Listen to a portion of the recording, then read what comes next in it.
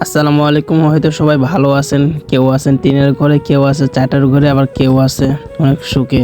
আসলে আমাদের মধ্যবিত্তদের একটাই কষ্ট যে কিভাবে খাবো, তার মধ্যে আবার এই বর্ষার মতো একটা হুট করে বন্যা চলে আসলো এলাকায়। ভাবতেছি কিভাবে বাঁচবো আমরা মধ্যবিত্তরা, আমরা তো কোনো সুখে নাই। এই দেশ হয়তো রাজনীতি ও সবাই করতেছে, কিন্তু আমাদের গরিবের কি দোষ?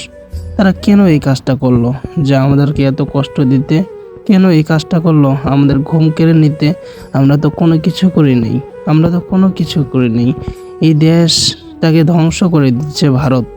ভারত আজকে কি করলো? কত গরিব মানুষের মন টন কাড়ে নিল। আজকে রাজশাহীতে এত পরিমাণ পানি যে ঘর থেকে বাইরে হতে পারতেছি না আমরা। আমাদের এত কষ্ট, আমরা খাইতে পারতেছি না ভালো করে, হুট করে ঘরের ভিতর পানি। আর এদিকে আমরা অনেক কষ্ট জীবনযাপন করতেছে। হে আল্লাহ, তুমি আমাদেরকে বাঁচাও, আমাদেরকে উদ্ধার করো, আমাদের ভাই বোনদেরকে রক্ষা করো আল্লাহ।